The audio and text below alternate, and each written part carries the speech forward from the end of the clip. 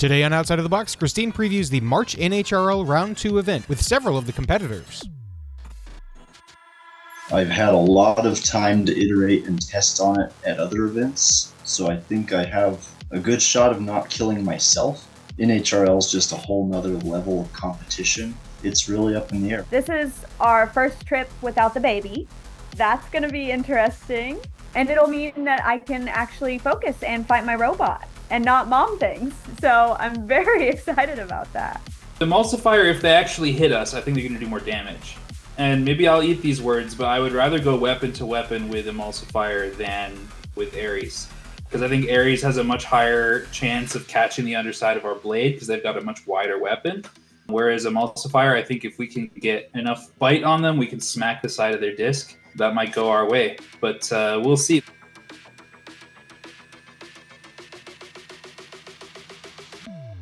Hello, everyone, and welcome to another episode of Outside of the Box. And we are previewing March, which is also considered round 2 of NHRL in this 2025 season. And so when I asked about, who should I have on for this? I will say my first guess was at the top of the list recommended by several people. So I have Zach here, who is looking to hopefully get a dumpster, qualify something with Fragment X. So welcome to the show. Hey, thanks for having me on. Yeah, for sure. So I honestly have to admit, I don't know that much about your robot, but everyone is telling me that this thing is amazing and they're expecting it to do well at the next NHRL event here upcoming. How do you feel about it? What do you think your chances are at this point? Honestly, if I win more than I lose, I would be perfectly happy with that. I've had a lot of time to iterate and test on it at other events, so I think I have a good shot of not killing myself. But, NHRL is just a whole nother level of competition. And fighting bots like Monkfish or Repeater or Mako, I haven't run into a lot of those here. So it's really up in the air. I don't have that much for expectations, but we'll just see what happens. Yeah, for sure. Now, I believe from what I understand, Fragment X is a four-wheel drive vertical spinner, which is a very common design. But, from your perspective, what do you feel makes your robot unique as compared to maybe some of the other similar robots? So not so much unique anymore since Peter released the motors, but it's tangent drive. My goal with the design was to make something as balanced as possible. Kind of the jack of all trades, master of none is still better than master of one type of deal. It's got a decent weapon. It's got decent armor. The drive is good. It has good configurability and versatility. It's not particularly great at anything, but it's not really hard countered by anything either, which has made it really effective. Yeah, you certainly have done well in the competitions that you've gone into with that robot. Have you, kind of looked at the robots that are entered for this event and started thinking about potential opponents? There's definitely some really heavy hitters, but also some robots that have done very well in the past that don't necessarily hit heavy, but will give you a lot of problems. Yeah. So I don't like fighting egg beaters. I don't want to fight Impact. I don't want to fight Repeater. I'd like to fight them, but those are not my ideal bracket matchups. Even bots like Mako are very good, but I'm more geared to countering bots like that. We have some really solid control bots that I've had to fight, several times at local events, and I'm pretty good at those, but egg beaters are kind of my weak spot, I guess. So I would like to avoid them if possible. I think unfortunately it's one of those things that I've seen when I know a builder and there's something that they don't want to fight. Inevitably, the other robot is also a very good robot, and more than likely, somewhere in the bracket, there's a chance that you may meet. Oh, Um, yeah. I'm curious to get your thoughts on some of the, I would say, more interesting designs that are out there. You know, a robot, for example, like a buffalo wings, or a robot like Jelly Baby, that is just very difficult to hit. How do you feel like you match up against those kinds of designs? I have done extremely well against control bots like Jelly Baby. I have a specific fork setup for that it's really effective at breaking their ground game. And I can just get underneath the front end of them usually and not have to do anything super fancy with driving. But we'll see how it works, against those bots specifically, if I have to fight them. Yeah, for sure. And actually, I was looking through the list, and this is one of the events that um is like not typical of what I've seen in events lately, where you have at least a couple of pretty serious flamethrower robots, because I know that is one that people are normally very concerned about. You have Kill It With Fire, but I mean, certainly, unless Kekoto has done something crazy with that robot, it certainly doesn't have the flame power of like a Dutch oven or a Yeah. Clyde. Is that something you're glad about, that you don't have to face Absolutely. a robot like that? Yeah, I have a lot of squishy TPU that I would like to keep at room temperature. I do have a couple of ideas to counter flamethrowers, but I haven't had time to build any of them yet. So potentially at a future event, I'll get to test that out. But Exactly. I'm glad I don't have to worry too much about it now.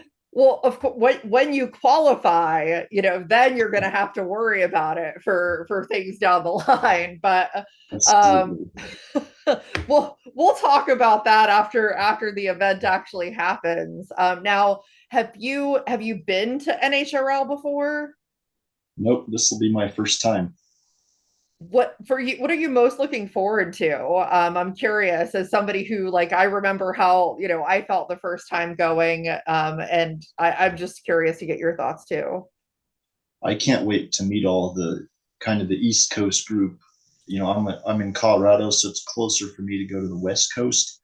So I've been out to the SCAR and all these other events, and I'm pretty well caught up with, I guess, the West Coast group of builders and kind of a lot of the regular robots that we have out here on the West Coast. But I think it'll be really cool to go and meet people like Jameson and Corey and all these people from the East Coast that I have never got a chance to meet or fight. So I think that'll be the most exciting part for me. Yeah, it's definitely an experience. I've been to other events outside of NHRL, and I've of course been to NHRL events, and there's just a lot going on, and a very full pit area with lots of different people to talk to and gain insights from, which I think is a really cool part of the experience. Now, have you at this point built or had any ideas for anything larger than a beetleweight? So I have a fairy weight hammer saw. It's like a really wide, kind of like a fully defined shape, I guess, but a hammer saw. And I really want to scale that to a 12 pounder. But that will probably be a next year project. Other than that, I just have my beetle weights and ant weights and all that. So yeah, definitely on the radar, but not immediately. For sure. I've noticed a lot lately that the builders that normally go with the beetles and things like that have been more and more scaling them up to the larger sizes. But you're absolutely right. That's something that tends to take a little bit more time, because if you're going to invest in a robot of that size, you want to make sure that it's as as effective as it can be. So that's exciting though. I mean, it's definitely good to think about that for next year. Yeah, it's exciting to me that it's becoming so much more accessible. Over the last 2 or 3 years, 12s have just become so much easier, so much more accessible to people that maybe don't have access to as many tools or, as much experience. I feel like the barrier for entry on the bigger bots is much lower than it was a few years ago. Yeah, I would say that from people that I've talked to, I found that to generally be true. Especially with just the innovation of design.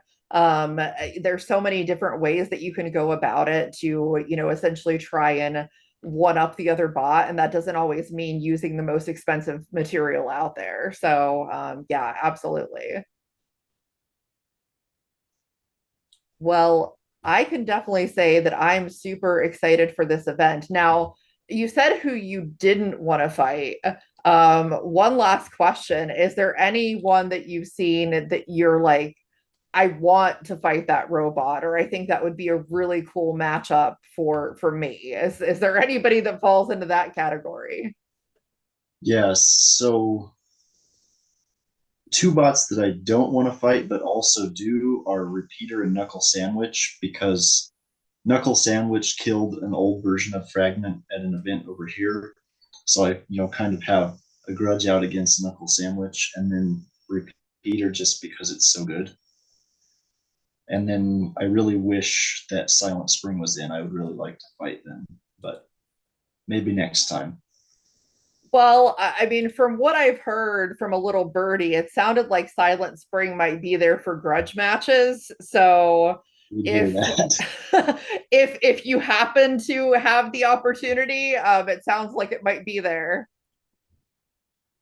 We'll see how it plays out. There you go. Everybody wants to fight Jameson. So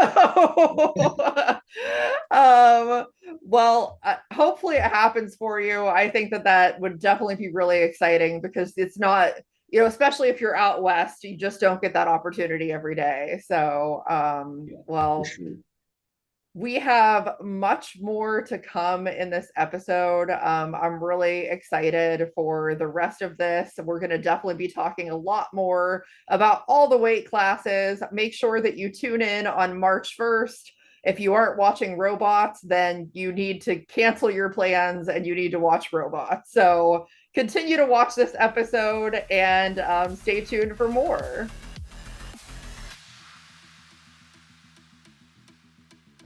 All right, we are back with our NHRL Round 2 preview, and I'm really excited because I have had Peter Garnache on my show a couple of times, but I haven't had Des on, and so I'm excited to have you both on, especially because I feel that it's only right to have the driver that totally beat my bot into smithereens on, the only person to really ever do that. So welcome both of you to the show. Thank you. Thank you. I think it's actually Des's first combat robotics related podcast. It is. It's my first podcast at all. So that's exciting. That's super exciting. Well, I was looking at it and I'm kind of excited because not only are you both competing at this event, but Peter, you're bringing a 12 as well that is a flamethrower. that is the case. Awesome. Well, I'm excited to talk about it. I know that you mentioned before we started recording that you happen to have Des's bot Aurora there with you. So I want to talk a little bit about Aurora because I'm excited to know more. Well, here, I'll show you. This is Aurora with her brand new paint. So Aurora is very similar to Knuckle Sandwich because everyone knows Knuckle Sandwich was my robot that Peter just decided to kick butt with. So we made it a twin sister, essentially. And I have a method of naming my robots where most of my robots are named after city names that are also female names. So we have Leona, we have Joliet, and now we have Aurora. So that's where she got her name. But then the colors are also Sleeping Beauty name colors. So it's a little bit of both worlds. I love it. It's similar to Knuckle Sandwich. So I'm excited. It's essentially the first iteration of Knuckle Sandwich, just a little bit smaller and without the massive knuckles that we put on it, because those just made the weapon too heavy to the point that the robot was hard to drive. You couldn't spin fast enough to win weapon-on-weapon engagements with it. Yeah, that makes complete sense. I know a thing or two, unfortunately, about having a heavier weapon on the front of a robot, but yeah, no, I love it, and I love the Disney theming. Even though I decided to go the Apple direction instead of specifically the Disney direction, but I love the theming. It's a lot of fun. So yeah, excited for that. Now, Peter, of course, you are bringing the infamous Knuckle Sandwich. So what do you expect out of it? Because I mean, honestly, I think that it was a dark horse, you know, when you won with it. I don't think a lot of people outside of myself, having fought it, really expected it to go all the way. But I think it's just a really like hard-hitting bot, and a lot of people are going to have problems with it. Yeah, there was probably nobody who expected it to do well in September when it ended up winning, and then going into finals, a couple of people were like, oh, that's probably a good robot. But I don't think anybody really had it making top 4, myself included. I thought I had no chance. So I'm going to say the same thing as with finals. There's a lot of really scary robots. I don't think we're going to make it all that far. But we'll see. I mean, I think I'll be happy if I make the bracket. I think I'll be super happy if I make primetime again. I'm just going to go into each fight and take it a fight at a time, you know? Just try and win. That's always the best thing to do. Just try and win, and you never know what's going to happen. What are you anticipating if you end up, you know, somehow matching up against Des again? Oh, we're fighting. We're probably gonna have that. So we have a shakedown run in Oklahoma this weekend where we're taking both of our beetles, and so we're probably gonna fight each other there and see what happens. But at NHRL, that forfeited Knuckle Sandwich to Repeater last time, and so this time we're not doing any forfeits. We're gonna fight it out. Yeah, see what it makes the relationship better when you fight robots against each other. That's my philosophy. Yes, we've actually fought each other a couple of times in the past. Okay. And Jess's first podium finish came from beating my robot for 3rd place. That's awesome. That is super awesome. I mean, we'll see what happens in this event. Now, I'm going to guess that you're also going to be, you know, participating with Repeater as well. I mean, that's, you know, coming back from obviously a really good 2024. Do you have any thoughts or anticipations for what to expect with Repeater? I would expect us to go far. We'll see. So should be about the same robot that was at finals. And the field going into this event is by several metrics the most competitive 3-pound field that Norwalk has had for a qualifying event. So I would expect Repeater to crack the top 16, maybe top 8, but past that, who knows? It's shown that it can win matches, and it's shown that it can win an event. So we'll see if we can string a couple of wins together to make it deep this time again. Yeah, for sure. Because I'm actually looking at the 3-pound list right now, and I mean, you know, really, I feel like most events it's pretty stacked, but yeah, there's a lot of very good robots in that list. So for this event specifically, you have 1st place, 2nd place, and both 3rd place finishers from finals. You also have first place, second place, and third place from this year's Motorama. And oh man, what's the other big event that we have? When we have first place and second place from the Midwest Robot League Finals Championship, whatever they called it, event as well. So you have podium finishers from some of the most major events that have happened in the last year, all at this event. And that's not including a couple of crazy robots like Fragment X or Fission X or whatever Zach is bringing. I've had to fight him a couple of times before, and his robot is not fun to fight.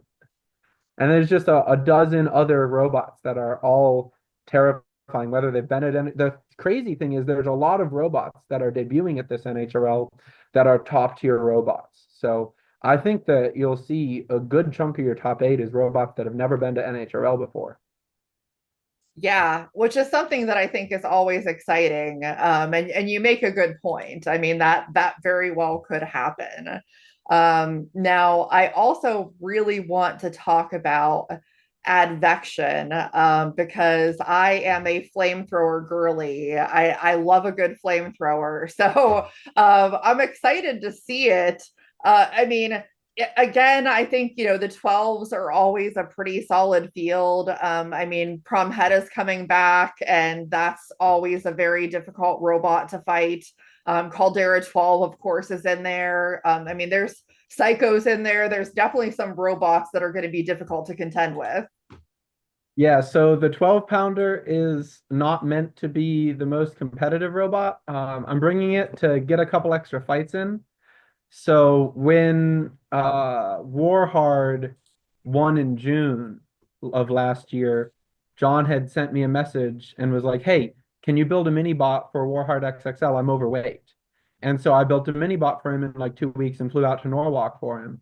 And so that mini bot fought with Warhard for a couple of events. And then at the end of all of that, we still had the mini bot. And so I have all those parts. I figured, why not throw it in with the 12-pounders? And trying to figure out a weapon that I could put on that. The cheapest and easiest and simplest solution was to put a little flamethrower on there. So I wouldn't expect anything like crazy in terms of fire or in terms of fights, but it will have fire and it will be really annoying. And it'll give me a couple of at least 2 extra fights at Norwalk. Yeah, that is true. And it's always good to get that additional experience. I mean, I'm sure you're both super excited about getting to go to this event together. Because especially like, with NHRL, there's just, so much going on and you get such a good level of experience there. How are you feeling about that, getting to go out there and have a good time? I'm really excited. This is our first trip without the baby.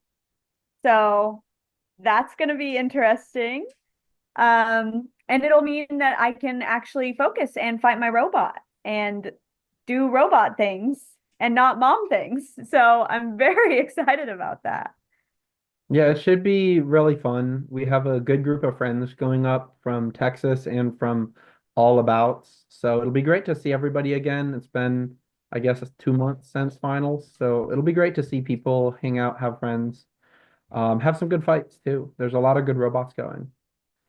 We didn't mention it at this point, but I'm also driving for Kazaa Light again for one of their multi-bot components, which is going to be really fun because we made it to the top 8 last year at finals and almost upset Sawblaze, or not Sawblaze, Megatron, mini Sawblaze, which was just really fun. And so the field that we're going to have to face this time is going to be even scarier than the one at finals.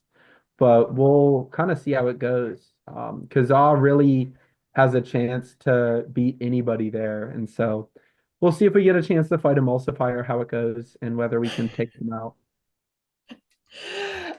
Yeah, that's definitely the one that kind of I think everybody strives to be able to beat. So we'll certainly see how that goes.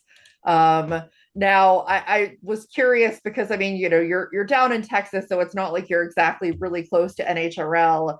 Do you have any set plans of what the rest of the year looks like, whether you qualify or not, as far as coming back, or just kind of seeing what happens here, and then if you qualify, not coming back until finals?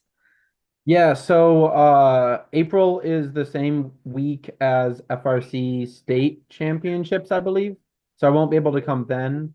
We'll see what registration for March looks like. I'm not sure where I want to go with that, but if it's open and there's opportunities and I can find a cheap flight, I might find myself out there. I'm planning on going to June. I have reservations in for a 3 pound for Knuckle Sandwich, but I might end up debuting a different robot at that point. And then I'll probably end up there in the fall at October or the November event, but we'll see. I don't know. Well, no matter what happens, I'm sure that we'll see you again at some point this year. But really exciting stuff, for sure, with debuting a couple of new robots, and of course bringing a couple that have been pretty successful at NHRL. So excited to see what happens with those this time. Well, I'm really looking forward to seeing both of you compete in this event, and see what happens. There's part of me that really hopes that you get a chance to fight each other, because that's fun. Right? Make sure I'll make it happen. Mess with the seating a little bit. Yeah, exactly. Gil watches this, Sam watches this, so I'm sure we can make something happen.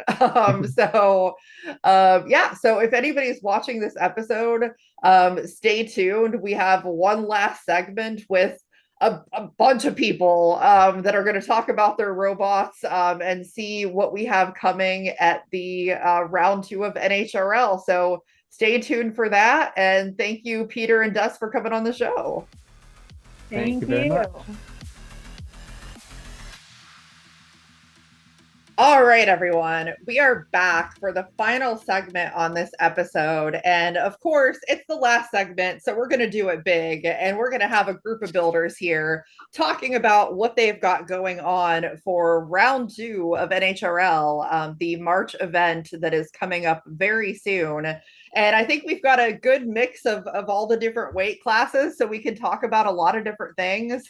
But we're going to kind of go through and chat with everybody. And just because, well, at least last time that I looked at it, the 30-pound class is pretty limited right now. I don't know if anybody else has registered. But that being said, there are some pretty scary robots in there. And I have Nick back on, which I'm really excited, because it's been a hot minute since Nick's been on the podcast, to talk about what's going on with Thumb War, which I think a lot of people are excited about. So let us know, Nick, what can we expect with Thumb War?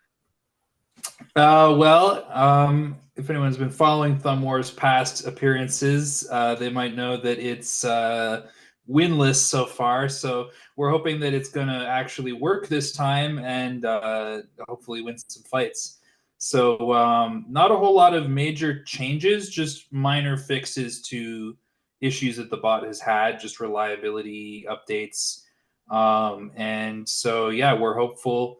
Couple new blades, AR 600, so you're trying to keep up with the field. I've got one next to me here. This is the one we ran last time. And then we've got another one that's even thicker than this. So that should be fun to whack stuff with. We finally figured out some issues with the weapon that was preventing it from spinning up well. So it should be cranking pretty good this time. Well, that's pretty exciting. I know oftentimes at NHRL, we see you wearing the stripes outside of the cage. Are you excited to get in there and actually, be a competitor for this event? Oh, yeah. It's going to be a lot of fun to be in the pits again. I've definitely missed it. And it's going to be really good time just interacting with all the other builders and driving again. And we're going to be out there with the whole team, bots and stuff. The Bloodsport and Fireball teams are going to all be there with their various beetles. And I think Seth is bringing a 12 this time. So it's going to be good to have the whole team there and, support each other and have a blast together. For sure. And one last question that I have to ask is, who are you more concerned about being matched up against and being hit by, Ares or Emulsifier? Whew. That's a good one. So Emulsifier, if they actually hit us, I think they're going to do more damage. And maybe I'll eat these words, but I would rather go weapon to weapon with Emulsifier than with Ares, because I think Ares has a much higher chance of catching the underside of our blade because they've got a much wider weapon. Whereas Emulsifier, I think if we can get enough bite on them, we can smack the side of their disc, and that might go our way. But we'll see. They're both horrifying robots, so I'd rather have a maybe a little cushier matchup to start than those two. Yeah, fair enough. So yeah, well, kind of going off of that, and you mentioned about 12 pounds. Obviously, I know that Seth is bringing a 12-pounder. There's a lot of also pretty scary robots in the 12-pound field, and so I think to talk about that, obviously we'll talk to you, Will, and also we have Tyler on here, who is involved with the Missouri S&T Combat Robotics team that has a couple of 12-pounders as well. So Will, I'll let you go first and talk about Adamant Barrage. Not its first time out, but what are you expecting from it from this event? So last event I debuted Adamant Barrage in the 12-pound weight class, which is basically a 12-pound version of Backlash Wave, and it was a real challenge to nail the design down, because basically what we debuted was version 5 in my AutoCAD files, because I just kept making designs that I didn't like, and there was just so much unused space inside the chassis. But I finally settled on having a wide bot that's relatively narrow, and perhaps foolishly I decided to give it a 12-inch blade on it, and the whole idea is to aim the robot and hit really hard with it. And we ran into a few issues last time. One is that the front legs, the front forks, end up having more bend than I anticipated. And so before every fight, we put some risers underneath, and it wouldn't hit the ground. But then after the first contact of each fight, I'd start hitting the ground again, to the point where now I have just a half-inch risers underneath these things to hopefully not drag across the ground anymore. And the other was the drive.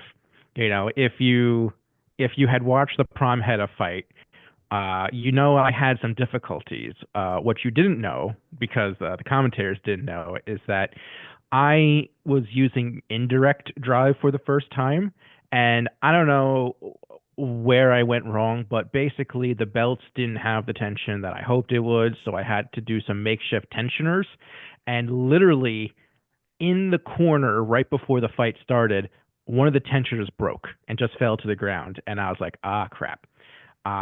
So I had one good wheel, and even that wasn't working as well as I'd hoped it was with its traction. But I managed to beat Prom Hedda because his BEC broke on that first impact, and so I got very lucky with that. But what it also showed me, what Zach showed me afterwards, is that blade is capable of doing a lot of damage. I spin it pretty fast. It has a theoretical tip speed of about 295, and it's about, if I remember correctly, 1.75 pounds. So it can be pretty dangerous when it's fighting other robots. The biggest change that I've done, besides putting the risers, is that I'm completely changing how the drive works. I got some new rectified motors with some thicker shafts, and I am putting big wheels direct drive so that the wheels are closer to the center of gravity. Hopefully we get better traction, better mobility, and I can aim my shots a lot better, because one of the reasons I lost to Caldera, besides the fact that Caldera is a very good bot, is that I just aimed wrong, and instead of hitting weapon to weapon, he hit one of my legs, which caused the belt to fall off the pulley. So I'm modifying the pulley a little bit to try to keep the belt on. We'll see. Basically, I just took all the things that went wrong, and we're going to try to fix them and see what happens. And hopefully, with a little bit of luck and a little bit of skill, we'll get to that top 4 this time around. Yeah, absolutely. Now, Tyler, your team has a couple of 12-pounders. You tell me a little bit about those. Yeah, so we have 2 of our 12 pounds. This year, one of them will be a two-wheel horizontal. It will have a 13-inch blade sitting on it as a mid cutter.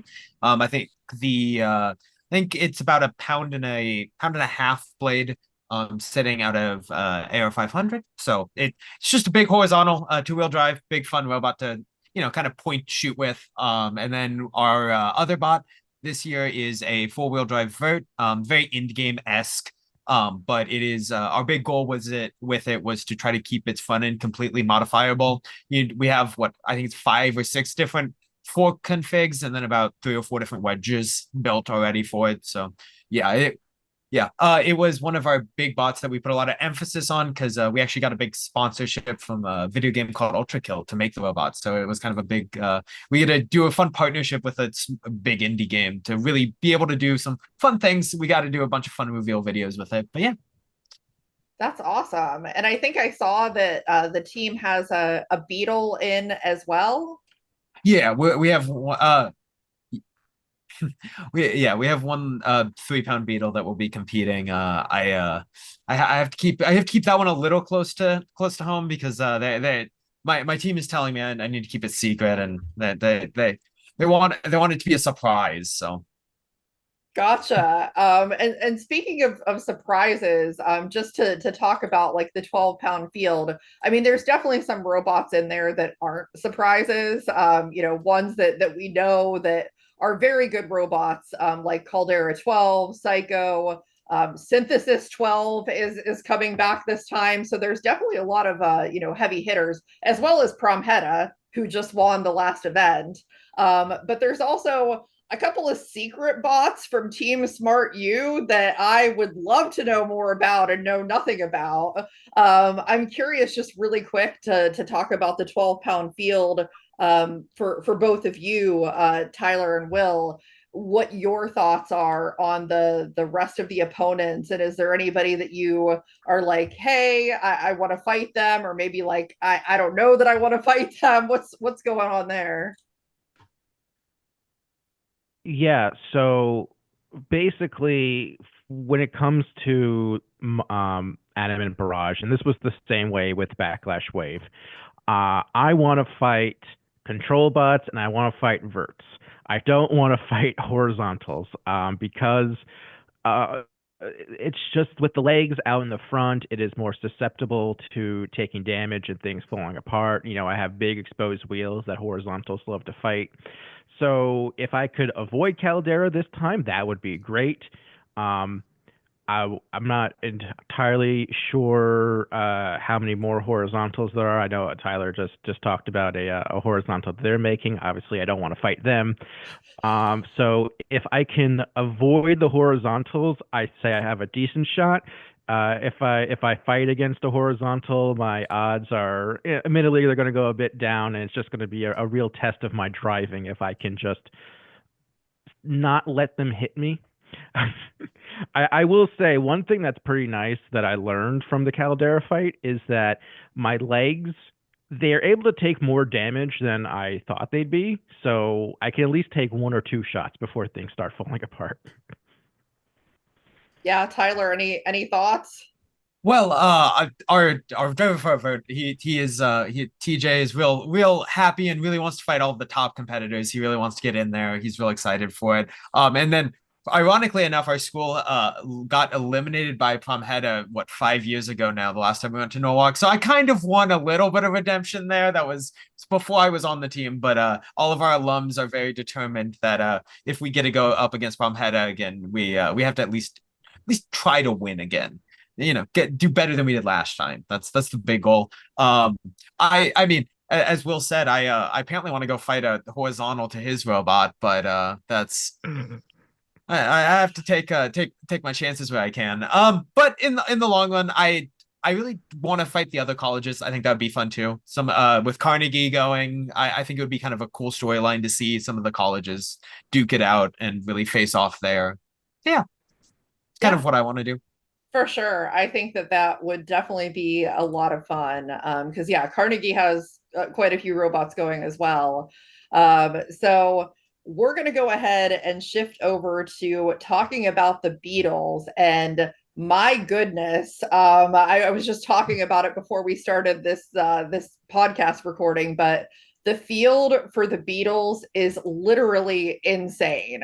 So many robots that have won championships, been in finals, things like that. It's going to be very, very tough. And it's really hard to say who's going to come out on top. But we're going to go through and talk to some of the builders here who have beetleweights. And we're going to start with one of those championship robots, Pipeline Punch, and talk to Ian about that. So I think it's pretty exciting to see Pipeline Punch at NHRL, but I'd love to hear your perspective on how you feel about coming into it. Yeah, I think it's going to be really challenging to even qualify for the single elimination stage. So a lot of the past few weeks when I'm talking to Tristan, we're kind of like realizing how many heavy hitters there are, how many killers there are going to be even in qualifying, and kind of tempering our expectations. Another thing is like we are like very experienced with like control bots and verts and some types of horizontals, but there's going to be a lot of like different stuff we haven't seen, a lot of like hammer saws, flamethrower bots that I think is going to be really difficult for us. Yeah, I mean, you're definitely going to see some things at NHRL that I would say you don't normally see at other competitions. And I think that's something that everybody just tries their best to plan for sure. Which one of those, ironically, is Kekoto always tends to bring things that are different and unique that you just don't see anywhere else. So Kekoto, if you can talk for a minute about your entry, which is Kill It With Fire. So I'd love to hear what you have planned. Yeah, that's right. I'm competing with my 3-pound overhead flamethrower bot, Kill It With Fire. As the name implies, it's supposed to kill things with fire. It actually hasn't fought in a year, actually. It's been out of the game for a while now. The last time it fought was at the March event of the last NHRL back in 2024. So it's going to be really fun to finally fight with it again. I've mostly been focusing on my other bots like Serial Killing Power Friendship. But it's going to be nice to play with Kill with Fire again. It's so much fun. I actually have it right here. It's not done yet, but here it is. And so Kill with Fire is probably the simplest flamethrower ever built, in that I got the idea from a video that Seth made. And essentially, this is just a butane torch lighter with a servo meant to just press down and click it. That's all it is. And the bot has done decently well in the past. When it fought at the March event of last year, I went 2-2. It managed to defeat Dharmakiris, who's actually a really good robot. And I also famously got a chance to set Rockfish on fire. I'll never forget that. I was so proud of that. However, unfortunately, my two losses were to some really good robots in the form of Eruption and Impact. Will is waving because I've actually fought back last week with Kill with Fire, another version of Kill with Fire, like another year before that, back in March of 2023. That was a weird version of Kill with Fire. That was 4-wheel drive. He cut me up pretty good. It was a great fight. I love to have a rematch. Yeah, me too. So like I said, at the March 2024 event, my 2 losses were to Impact and Eruption, pretty big egg beaters. And so the biggest change I've made to Kill with Fire is to try to counter those egg beaters. And so I have these long, large AR 500 forks. I don't know if you can see them from this angle. And the idea is to just try to feed them right into the weapon blades on those robots, make them go out of control. Because one thing I am proud about my robots is that they tend to be very durable because they're pretty much just TPU squishy boys. Like, for example, the Power of Friendship across like 25 fights, it has only ever been KO'd exactly once by catalysts. And the same thing goes for a bunch of my other robots. They're just really hard to kill. They're very simple, just big TPU robots. And Kill with Fire in particular, I feel like I can use that durability to absorb some hits and then hopefully burn the opponent. One thing I will say is that, so usually the fire doesn't do a lot because if the opponent's top armor isn't meltable or it has metal of any kind, or if there's no slots cut into it, the fire isn't going to do anything, but that's the thing here. So the thing about my flamethrower is that even if it can't burn you, I can still control you. Even if I can't burn your top armor, I'll still grab you and control you. And that's the big thing about Kill with Fire. The fire is mostly secondary. It's just a wide control bot, kind of like Jelly Baby and Clyde. And that's what allows it to usually win fights. I also got the big old googly eyes on there because googly eyes make everything better. So yeah, hopefully for Kill with Fire, I'm hoping to try to burn some robots. This is definitely the best version of Kill with Fire that's ever existed. And it may not look like that competitive of a robot. It's definitely a robot you probably haven't fought before, but I feel like that makes it so people underestimate it. And I'm hoping that'll be enough to get some surprise wins. We'll see how it does.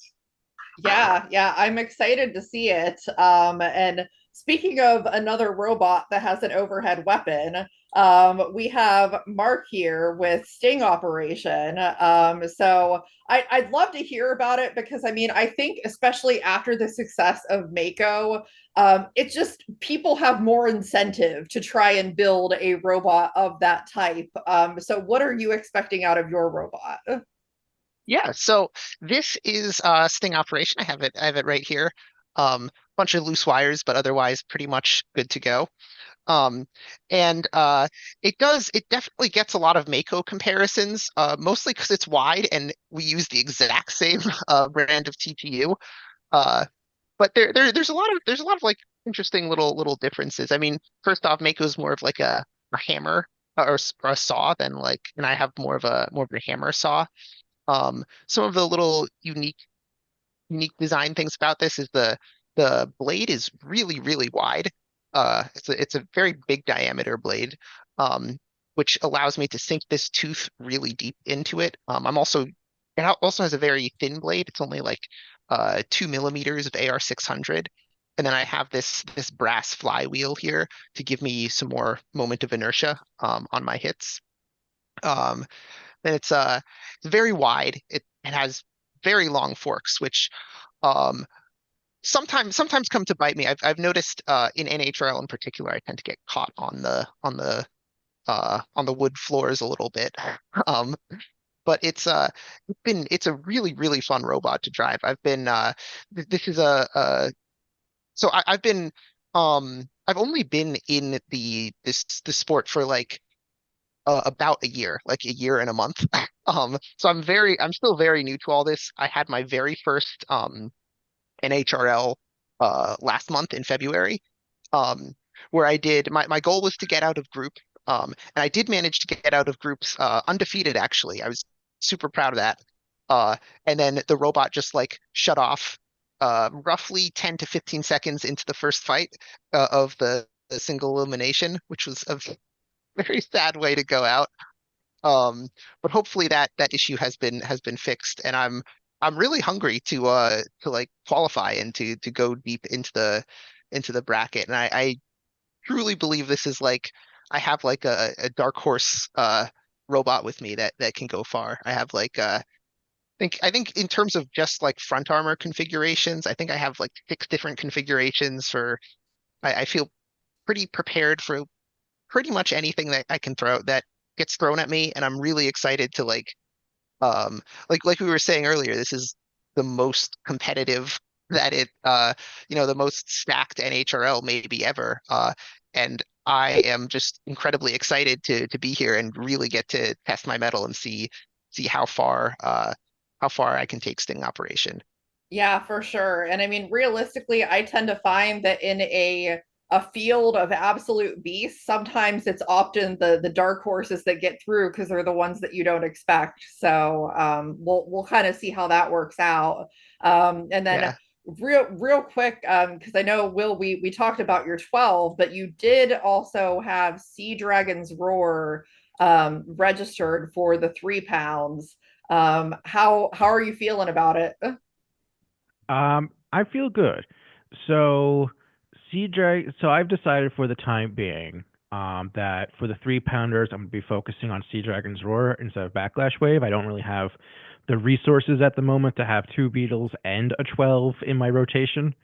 So I have been working really hard on trying to really nail down this design. I first competed with it back in November of 2021, and every single time I compete with it, something's changed. And this has been, I would say, one of the more effective versions of the bot so far, in terms of being able to endure hits. I got through all my fights. I don't want to say completely unscathed, but relatively unscathed the entire time. There was no drive issues. There was no real damage to the chassis. The biggest damage was done to the forks and the weapons, which are the 2 things that I worked this time around. Had a few issues with the production of the weapon module this time around. The belt tension was a little tighter, and I had a few issues with the bolt staying in place because I had screws coming in instead of traditional shoulder bolt, and that was basically the Loctite I was using wasn't strong enough to not come undone every fight. So this time around, made a few changes. I have a few new configurations for fighting beater bars, especially. We'll see if that works out. But the biggest change so far is that I have finally figured out how to change the direction of the weapon mid-fight. So now when I'm upside down, I can spin the weapon right side up like I want to, which is big. And in this version, this current version I'm using debuted towards the end of last year, and it has been such a huge improvement because the entire chassis is a lot smaller. There's no more wasted space like what used to be in the previous version, which means I've been fighting underweight, which means that when something goes wrong, I know where I can beef things up without having to sacrifice other parts of the robot. So I can afford to make some beefier forks for when I'm fighting beaters, or I can try different wedge configurations. I haven't fully tested this out yet, but there's an entire possibility that I might have a new wedge for fighting horizontals, where I can use my wedge right side down or right side up or upside down. Don't know if it's going to be in weight yet, but we'll see if that works out. So there's a lot of things that I'm excited about. If I can get the reliability of the weapon down, I think that we have a good shot, because so far it hasn't been knocked out in quite some time, and I'm hoping to keep it that way. Yeah, that's obviously the goal, I think, for anybody. Now that we've talked about all of your bots, real quick, rapid fire for any of you in Beetles, if your bot doesn't win, who do you think will win? I'll go first. Yeah, Eruption. Brian's gonna win this thing. He's gonna do everything he can to win. He's the most competitive person I've ever met. That's why I picked him for half of the power of friendship. He'll drive anything. It doesn't matter if it's a drill bot or a wedge or whatever. He will take that control and he will drive it as best he can. Eruption's been optimized. Whatever made him lose before, it won't happen again. My money's on Eruption. That's definitely a safe pick. I think, honestly, Peter and Knuckle Sandwich, I think he has a really good shot with that. So I guess for the sake of being different, I think I'm gonna go with Knuckle Sandwich for that. I have to put some money on Repeater there for that. Pretty much that exact same reason is I have faith in Peter being able to do something. Peter and Ryan, yeah. Yeah, I'm gonna agree with that. I think Repeater has a really good shot at this, especially I mean, just from my perspective, I think the two-pound bots are so hard to fight, and they bring such a unique and difficult challenge. And the repeater bots are so optimized, and their weapons are so ridiculously powerful. I mean, these little 2-pound bots can go weapon on weapon with almost any bot in the field, and I think that's just so hard to factor in. Yeah. I'm going to go with Kekoto on this one and say, counter that with Brian tends not to lose the same way twice. Yeah. And I think if Eruption and Repeater have a rematch, then it's going to be pretty crazy to watch. I think there's going to be a lot of new techniques going into that one. I hope they have their rematch, and I am far away from them in the bracket. Real quick, just want to point out, both Nick and I, we both fought Brian, and we both lost to Brian badly. He knows what he's doing. Yeah, Ian? Yeah, Brian. I mean, there's no other comparison. He's extremely dominant in driving. His preparation, his robot is just phenomenal. He has answers to anything like any other competitor can throw at him. It's going to be Brian. Yeah. There you go. Well, we will certainly see what happens. It is the event's almost here. So everybody make sure that you check that out. March 1st, NHRL on YouTube. It's going to be phenomenal. But if you're watching this, please make sure that you like, subscribe, share, comment, all that good stuff. Keep supporting combat robotics, and we'll see everybody next time on the show.